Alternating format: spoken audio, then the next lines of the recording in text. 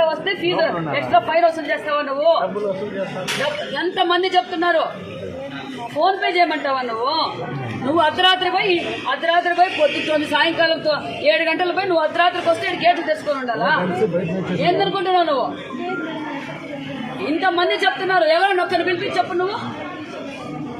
అందరు టీచర్లు చెప్పిందా? టీచర్లు కూడా ఇచ్చారు ఇక్కడ కంప్లైంట్. పిల్లలే కాదు, టీచర్లు కూడా ఇచ్చారు. ఏంది నీ ఇల్లు అనుకుంటున్నావా? ఆ మెయింటెనెన్స్ చూసినావా ఎట్లుందో?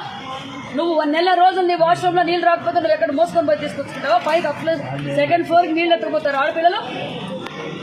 రిపేర్ చేయిస్తే నీళ్ళు ఎందుకు రావడం లేదు? కింద బాత్రూమ్ లో నీళ్ళు రావడం లేదు, పైన బాత్రూమ్ లో నీళ్ళు. మగపిల్లలా బయటకు పోయాకే తిప్పేస్తారమ్మా. ఎన్ని రోజులు తిప్పుతావు? అవునమ్మా, 1 నెల రోజుల నుంచి వాళ్ళ పిల్లలు ఎక్కడి నుంచి తీసుకురావాలి? చేయిస్తావు. చేయించినందుకే ఇట్లుంది నీ మెయింటెనెన్స్.